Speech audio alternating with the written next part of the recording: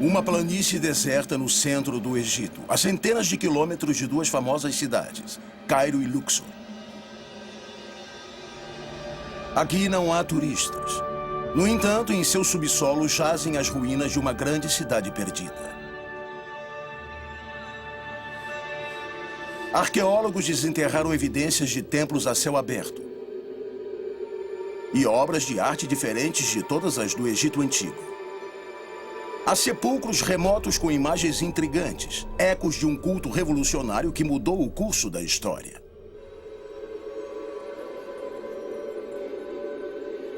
Esta paisagem tão desolada foi um dia a capital do poderoso Império Egípcio. O que aconteceu aqui? E por que tão poucos sobreviveram?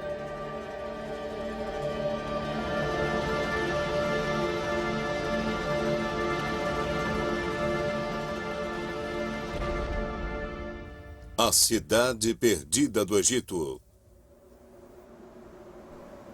Este é o relato de um dos mais traumáticos episódios da história do Egito. Sob as areias das ruínas, um experimento religioso que abalou as fundações do Império Egípcio. Para alguns na época, parecia a promessa de um paraíso na Terra, mas para muitos transformou-se em seu pior pesadelo.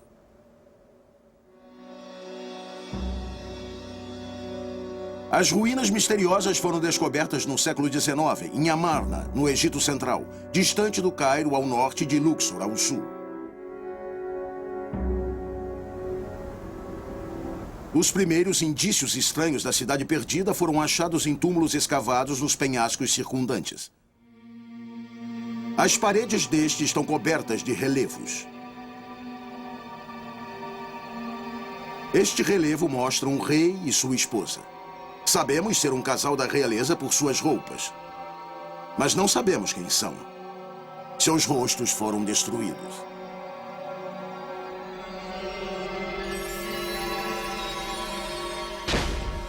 Até seus nomes foram apagados. Mas a pista para suas identidades está no abdômen flácido do faraó e na imagem do sol banhando o casal real. Eles tinham uma aparência familiar.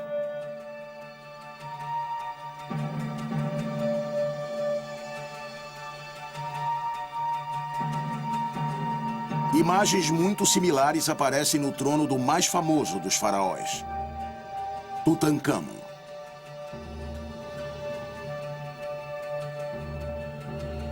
Ocorreu aos exploradores que Tutancâmon e o faraó sem rosto podiam ser parentes próximos. Alguns até sugeriram que eram pai e filho.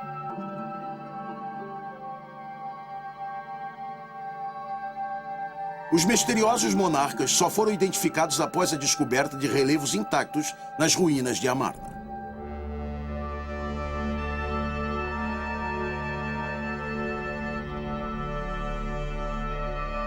Ele era Akhenaton, um faraó enigmático, considerado por alguns um visionário e rotulado por outros de herege e criminoso.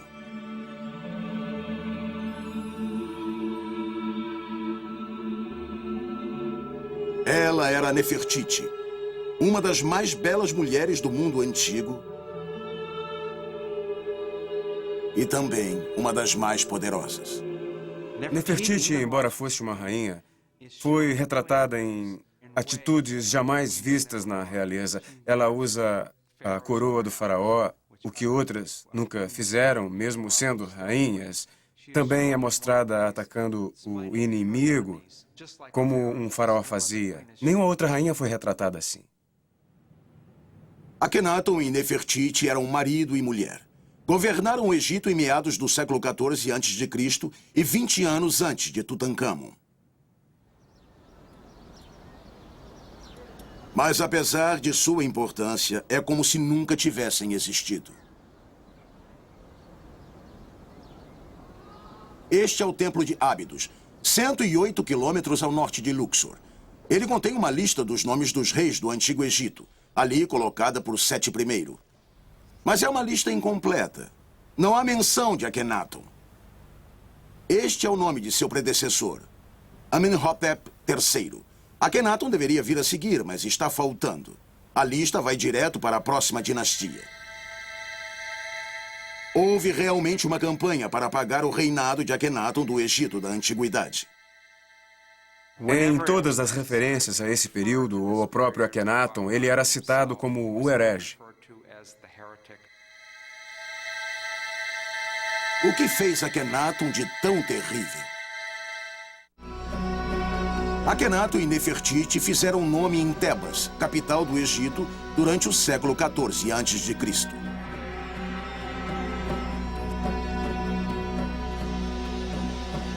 A conquista de terras no Sudão, ao sul, até a Síria, ao norte, trouxe poder e riquezas incalculáveis ao Império Egípcio.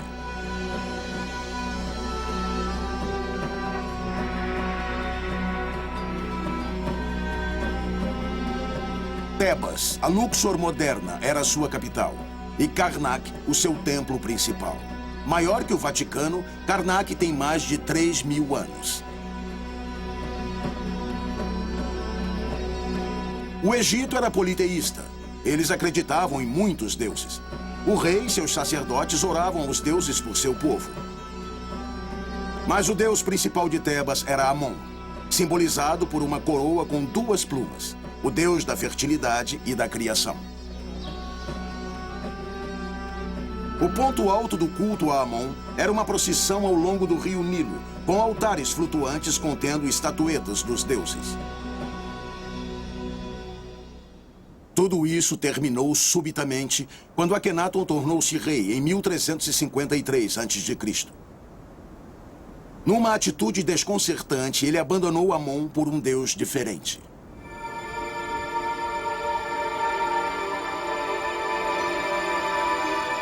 Aton, ou disco solar. O deus Sol era tão velho quanto o antigo Egito. Já fora adorado pelas primeiras dinastias 1000 anos antes, durante a época das pirâmides.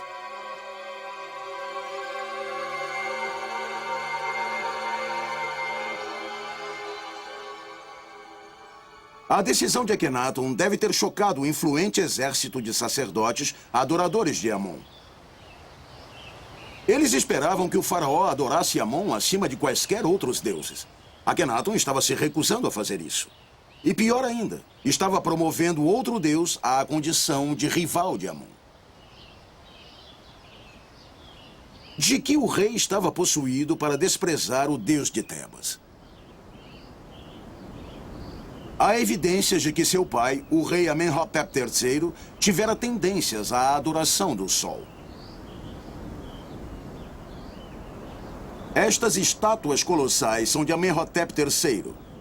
Foram esculpidas durante sua vida num material muito especial. A rocha destas esculturas, chamada quartzita, não era nada comum. Amenhotep a mandara buscar a um custo fabuloso em pedreiras a muitos quilômetros de distância. O que a tornava especial era sua tonalidade dourada e brilhante. Os antigos egípcios a associavam ao deus Sol. As estátuas foram posicionadas de forma a receber os primeiros raios do sol nascente. Uma homenagem tão pública ao deus Sol era incomum naquele tempo. E Amenhotep III não ousou ir mais longe. Akhenaton, entretanto, não teve o mesmo receio.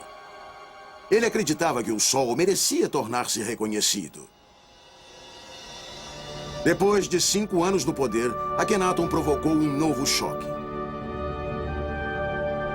Tebas, anunciou ele, era muito ligada a Amon, e assim imprópria para Aton. O disco solar precisava de uma cidade sagrada só para si.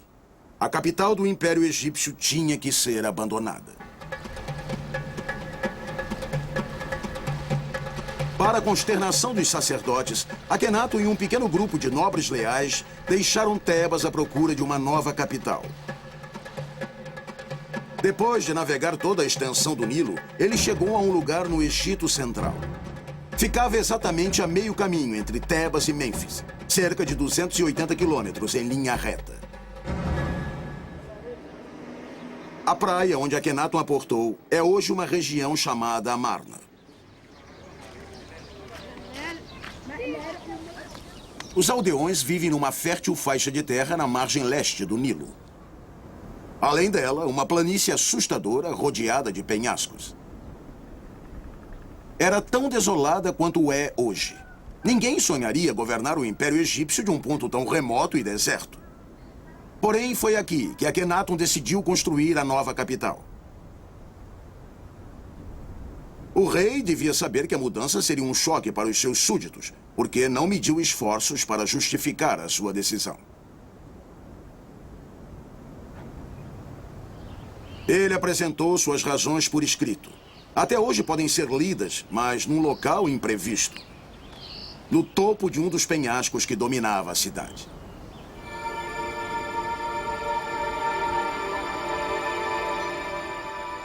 O símbolo de Aton foi escavado na rocha com uma marca limítrofe. Sob ele, um texto. Ele cita que Sua Majestade encontrou aqui o lugar de origem de Aton, depois de chegar numa grande biga de ouro e prata.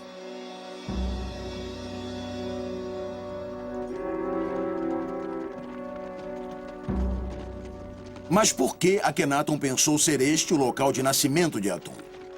Ele e seus seguidores chegaram aqui apenas com barracas para acomodação. Esta era realmente uma terra virgem, sem qualquer ligação com outros deuses. Mas o rei encontrara algo ainda mais convincente.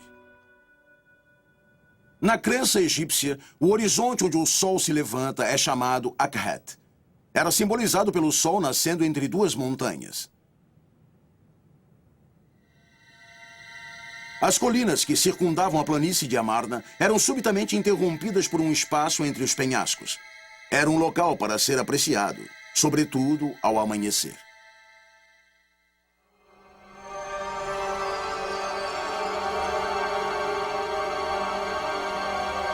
Ele pensou ter encontrado o local sagrado do nascimento do Deus Sol.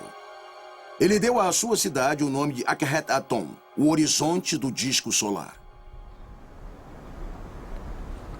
O local permaneceu soterrado durante 3.000 anos.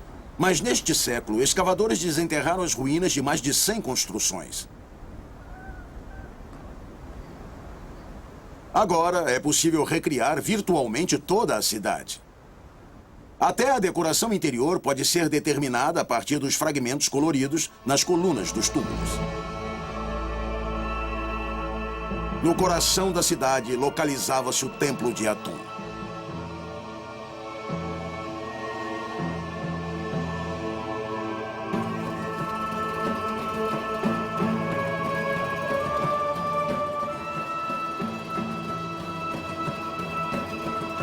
Ao lado dele, a casa do rei e a sala do trono.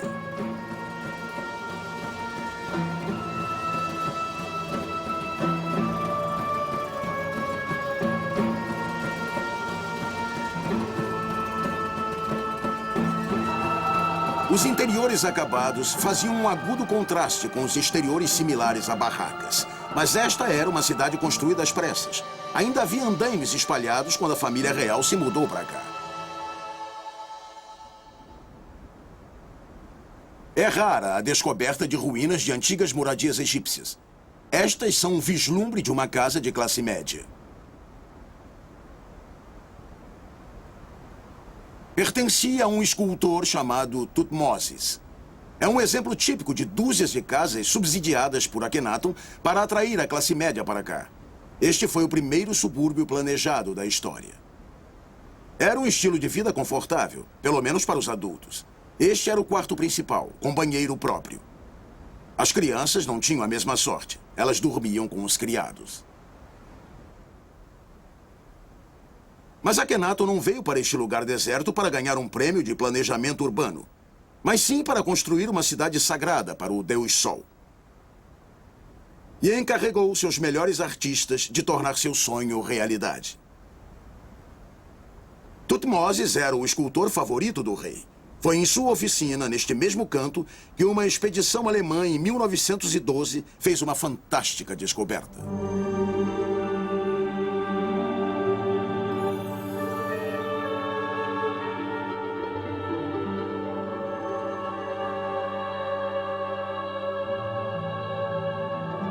Um busto de Nefertiti ficara soterrado por mais de 3.000 anos. A obra de arte difere de todas as outras do Antigo Egito e realça a importância que Akhenaton dava à perfeição. Ninguém sabe por que falta um dos olhos, mas a maioria dos peritos acha que foi pela passagem do tempo. Talvez ainda esteja por lá, esperando ser encontrado. A busca de Akhenaton pela perfeição era coerente. As construções também tinham o seu papel.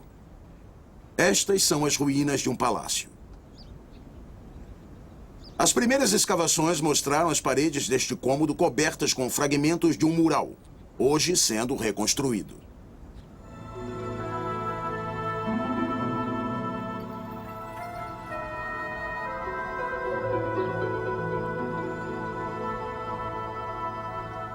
Ele se abria para um jardim interno.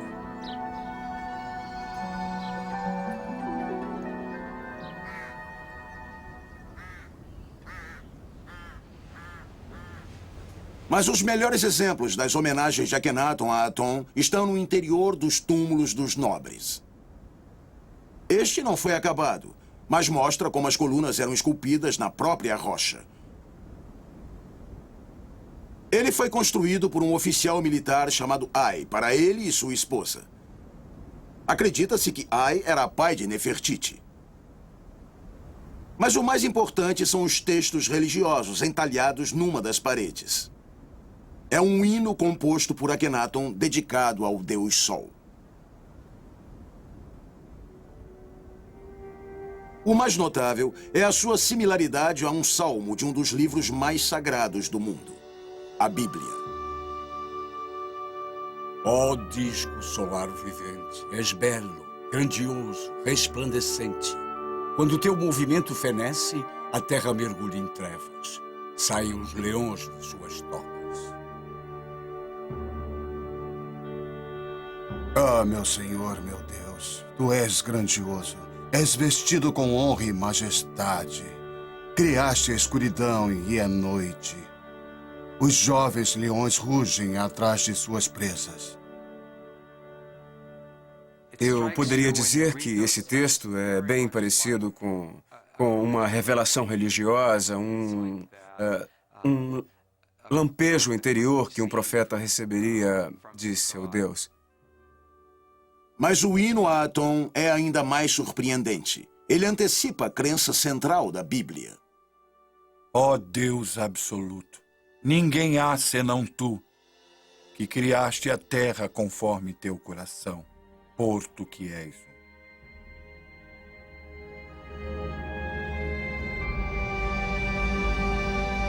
Esta foi a primeira expressão registrada de monoteísmo. A crença na existência de um único Deus verdadeiro.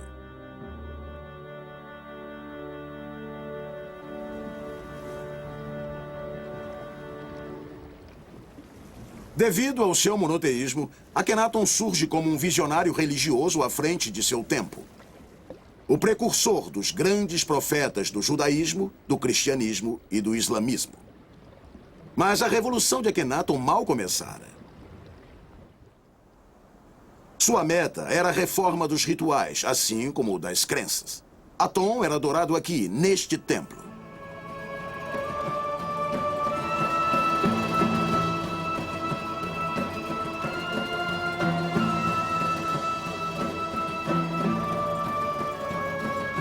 Nos outros cultos, o povo era mantido fora do templo. Apenas Akhenaton e seus sacerdotes podiam entrar no santuário interior. Mas Akhenaton teve a ideia de incluir o povo na adoração a Aton. Uma vista aérea da região de Amarna mostra que o rei demarcara com pedras os limites da cidade. Também havia eixos definidos apontando para o leste e para o norte. O arquiteto Michael Mallison examinou um estudo recente sobre Amarna pela Sociedade de Pesquisas do Egito. Ele notou que as pedras limítrofes e os templos formavam uma série de retângulos perfeitos. Qual o significado de tudo isso? Havia um indício na própria geometria do templo. Suas proporções, quando projetadas, eram iguais às dos limites da cidade. É como se a cidade inteira fosse um templo. Todos podem ver o horizonte de Aton, onde o Deus surge e pode ser adorado como tal. Ele tornou tudo aberto repentinamente, tudo é aparente, tudo é visível. E completamente consistente com a forma como ele próprio representa sua religião. Tudo indica que o povo egípcio não aproveitou a oferta a Akhenaton. As escavações na Vila dos Operários sugerem uma certa relutância em abandonar os velhos e familiares conceitos. Ainda existia uma certa adoração pelos deuses tradicionais e certamente havia capelas e há evidências de deuses na fertilidade e outras associações com o povo que sugerem a falta de interesse pelo atonismo.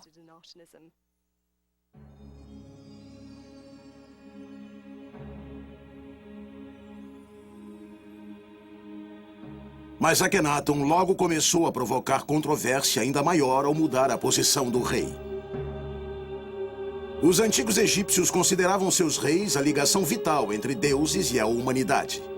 Parece que Akhenaton aspirava a um status muito mais elevado. Este é um dos relevos mais encontrados em Akhenaton. Mostra o casal real em um terraço entregando presentes a membros da nobreza.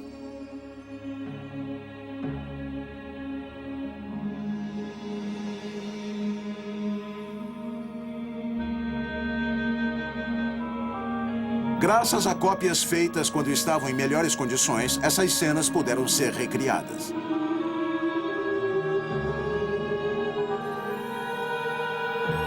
Esta é conhecida pelos egiptólogos como uma vitrine de aparências. Mostra o pai de Nefertiti, Ai, sendo recompensado por seu apoio leal.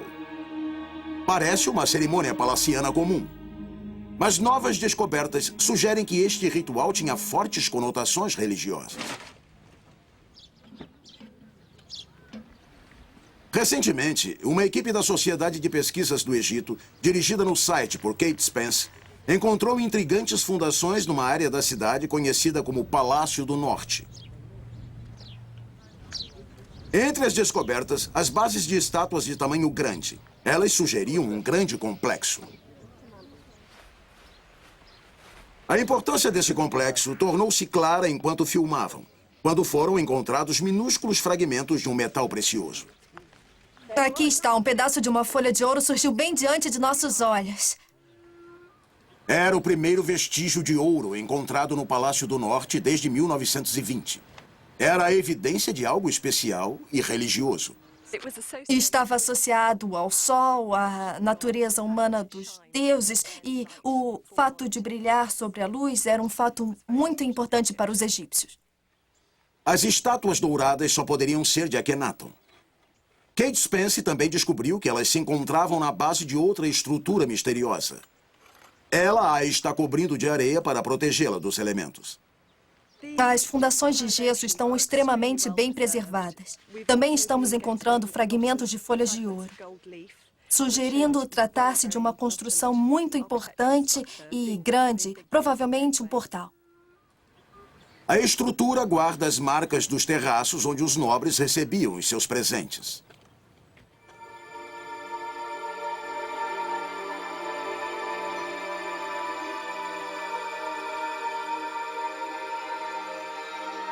Quais eram as conotações religiosas dessa cerimônia? Um indício vital é o estranho posicionamento do palácio. Foi alinhado com o leste. Geralmente, apenas os templos apontavam para o leste. Talvez o palácio fosse um microtemplo. Mas quem seria o objeto da adoração?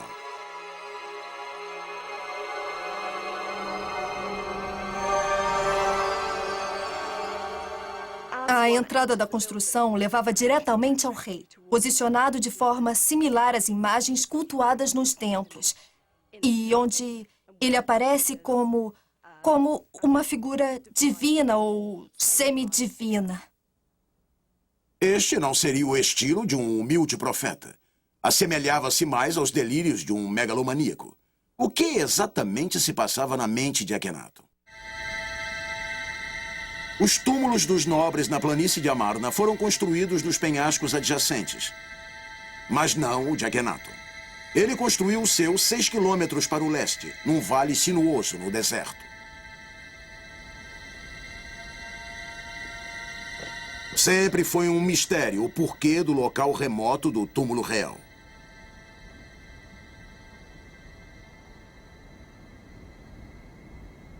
Quando foi descoberto no início do século, estava virtualmente vazio.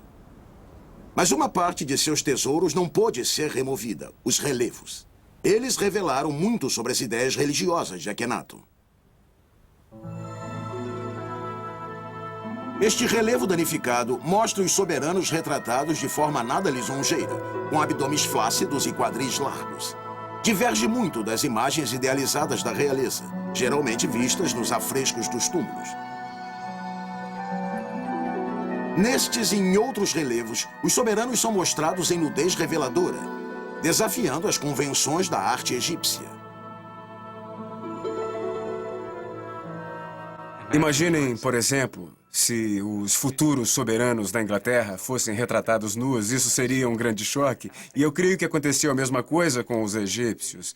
Houve uma razão para Akhenaton deixar-se retratar assim. Ele tentava mostrar que a família real diferia do resto da humanidade, sendo mais próxima dos deuses.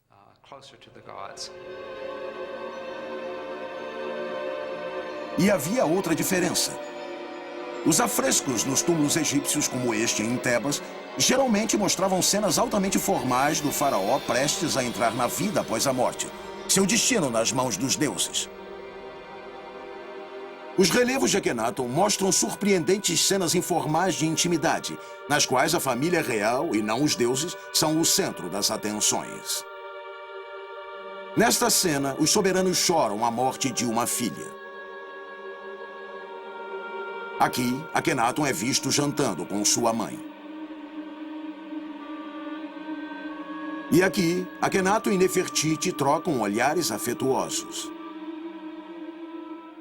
O propósito era demonstrar aos antigos egípcios que este era não apenas um modelo de vida humana, mas também a fonte de todo o amor. A ideia é que toda a vida é gerada por Akhenaton e Nefertiti, como já o fora também pelos deuses. Nenhum faraó teve uma relação tão próxima com os deuses como Akhenaton, e os sinais mostram que ele desejava ainda mais.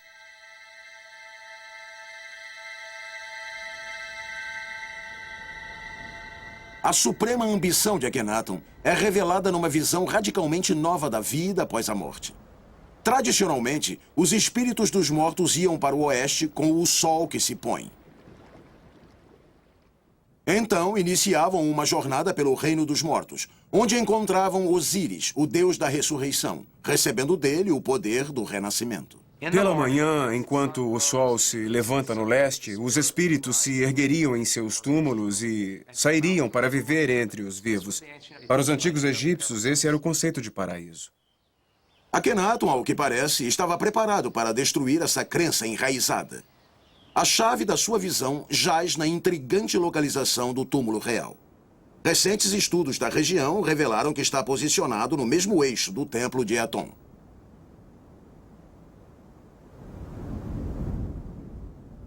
Na verdade, o vale que nos leva ao seu túmulo é o espaço entre os penhascos, que para Akhenaton se parecia tanto com o sagrado Akhet, ou horizonte do disco solar.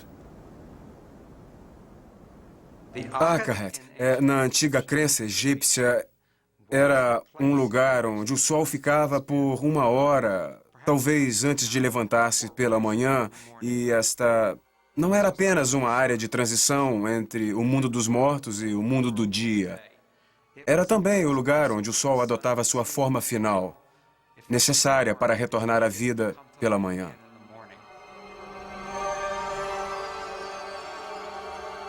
O túmulo real situava-se no local de nascimento de Aton. Por quê? Há uma pista no principal afresco do túmulo real. Ele mostra Aton levantando-se no Akhet. Seus raios se irradiam, levando o sopro da vida a cada casa em cada rua da cidade.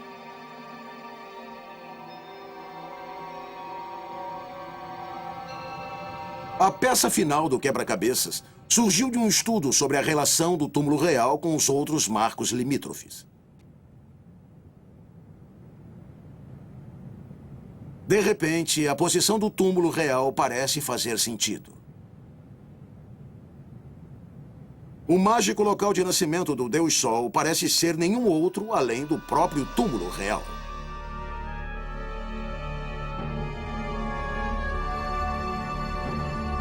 A mensagem era alta e clara. A alma de Akhenaton se levantaria em unidade com Aton, desprezando a jornada pelo mundo dos mortos para encontrar Osíris, o deus da ressurreição. Era um pensamento herético e também assustador.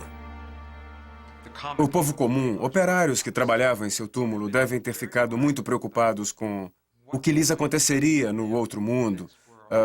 Agora, onde estava a garantia de renascimento se Osíris, de fato, não existe, se não há nenhum Osíris?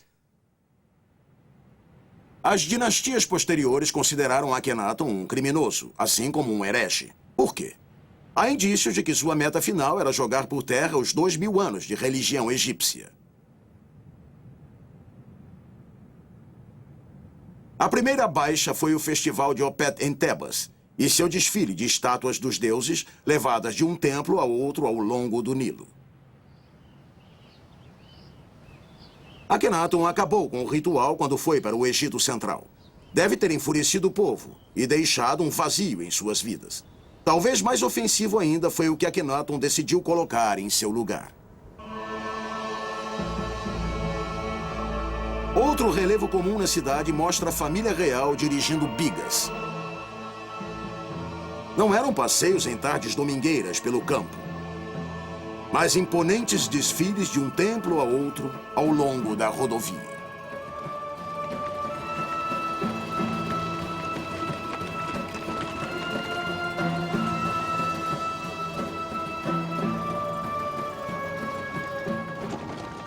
Em vez de uma procissão de imagens divinas, uma procissão do próprio rei.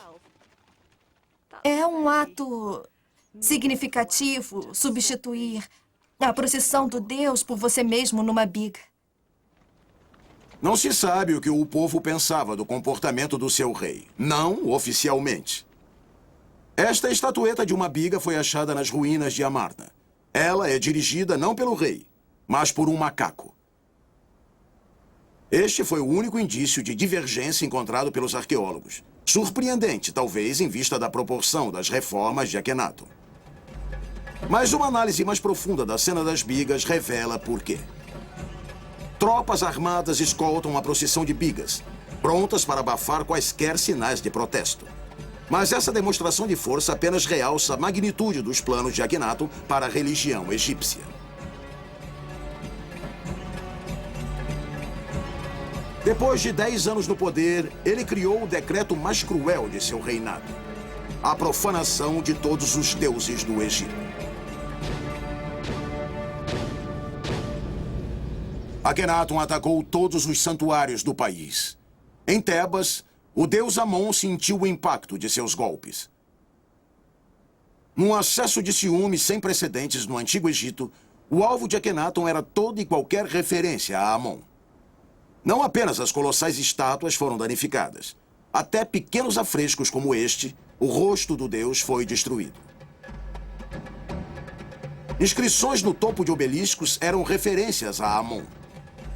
Mal eram vistas do chão, mas tiveram que desaparecer.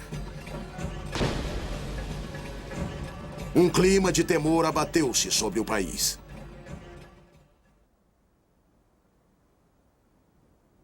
Este amuleto foi encontrado nas ruínas de uma casa em Amarna. Nele, a palavra Amon. Seu dono achou ser melhor censurar essa palavra. Na história universal, há vários movimentos. Comunismo, nazismo, todos no início contagiam as pessoas com uma nova forma de encarar as coisas, trazendo-as para seu lado. Mas parece comum à natureza humana que, eventualmente, o que antes era uma teologia libertadora se torne restritiva. Não mais se aceita uma ideia e é nesse ponto que começa o fanatismo. O interessante sobre Amarna é que foi ali que isso aconteceu, pela primeira vez na história. Esse foi o pesadelo que mais tarde as dinastias consideraram uma heresia e um crime. Foi um trauma que apagaram de sua história.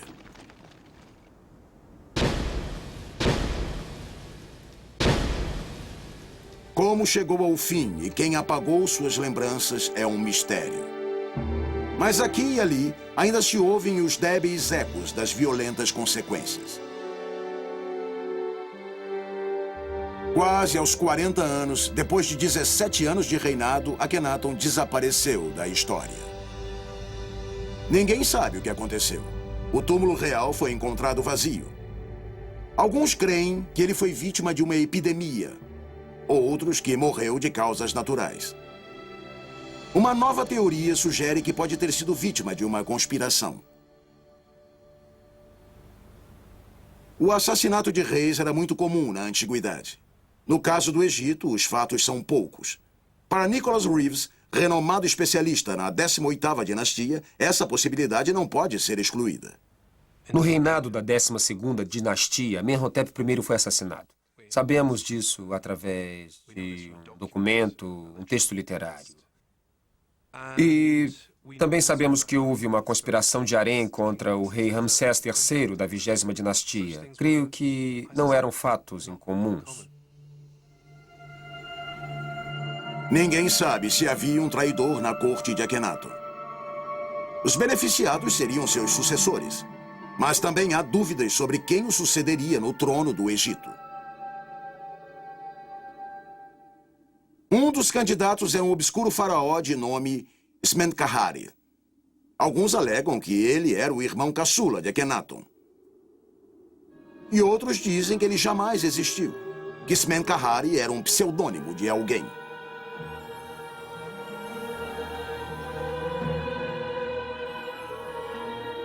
Só recentemente começamos a perceber que Nefertiti teve um importante papel na política. Akhenaton a nomeou corregente para governar ao seu lado durante todo o seu reinado. E é provável que, depois da morte de Akhenaton, ela tenha continuado a governar sozinha, adotando o nome de Smenkhkare. Quem quer que o tenha sucedido reinou por pouco tempo, morrendo logo após a sua coroação. A identidade do próximo faraó é conhecida. Um menino de 9 anos que governou o Egito durante uma década. Os pais de Tutankhamon são um mistério. Muitos pensam ter sido ele o único filho de Akhenaton, nascido de outra esposa de casta inferior. Sua fama nos dias de hoje deve-se ao fantástico tesouro, encontrado há pouco mais de 75 anos.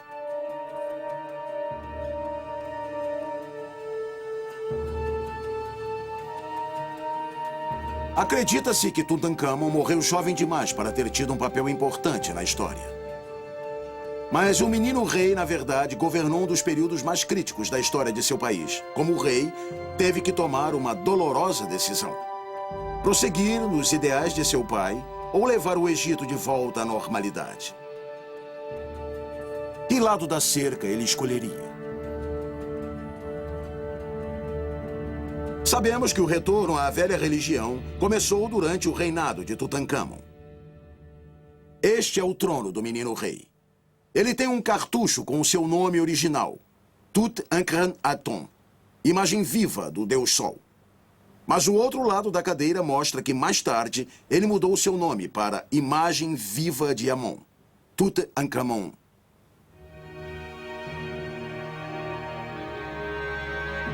Porém, essa restauração não foi liderada por Tutankhamon. Ele era jovem demais.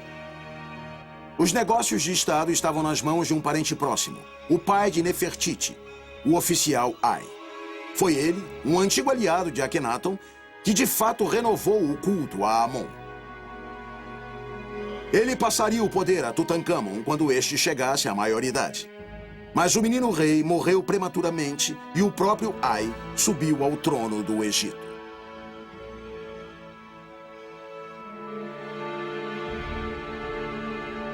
Tutancâmon morreu com 18 anos. A causa de sua morte é um mistério, mas não se descartam as teorias criminosas. A mais sinistra delas aponta para Ai. O interessante é que a chegada de Tutancâmon à idade de expor suas próprias ideias, como ele acreditava, foi precisamente o momento de sua morte. Essas ideias podem não ter se encaixado à própria visão de Ai. Seria possível que Tutancâmon retratasse o ditado tal pai, tal filho? E que a morte do menino rei tenha salvado o Egito de outro ciclo de fantasia e destruição?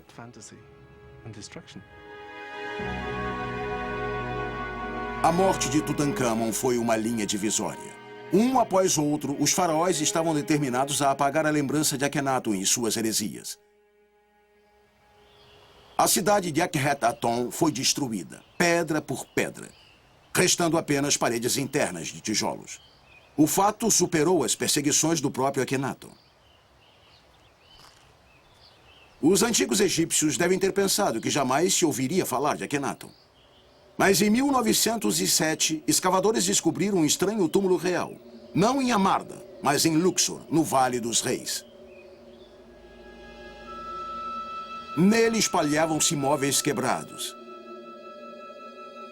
O túmulo 55, como é conhecido, datado do período de Tutancâmon, devia pertencer a um membro da família.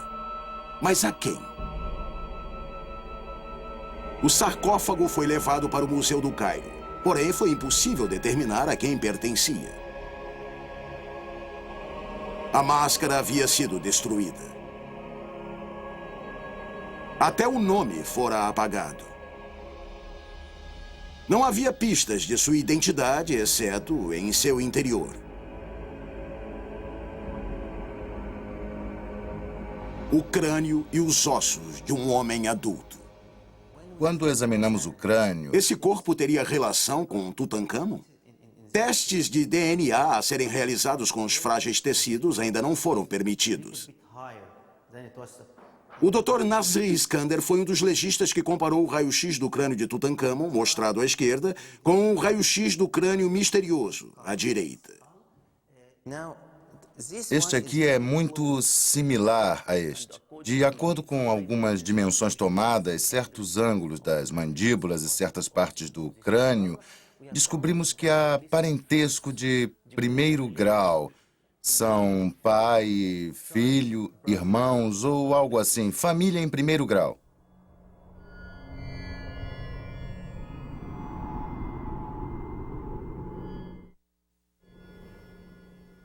Para os primeiros especialistas, os ossos eram de um homem jovem e argumentaram que o corpo seria, portanto, de Smenkhare, o suposto irmão caçula ou filho de Akhenaton. Se Smenkhare fosse realmente Nefertiti, isso seria impossível. Mas um exame repetido da idade dos dentes levou à rejeição dessa ideia por muitos. Os dentes sugeriram uma idade entre 35 e 40 anos, quando de sua morte.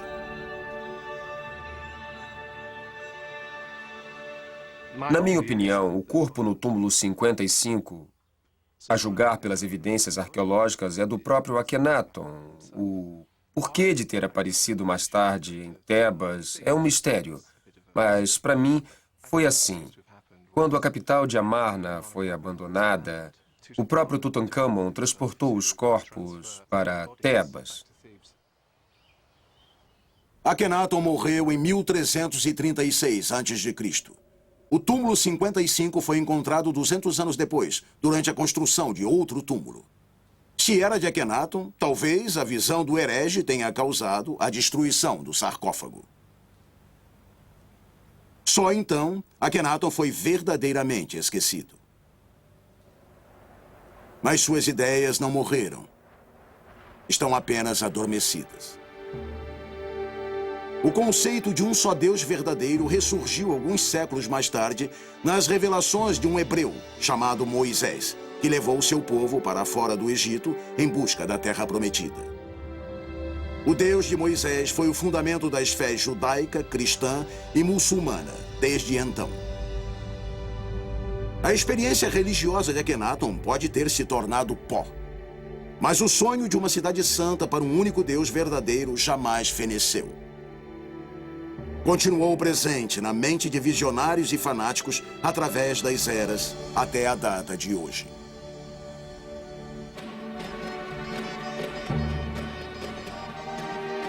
Versão brasileira, Herbert Richards.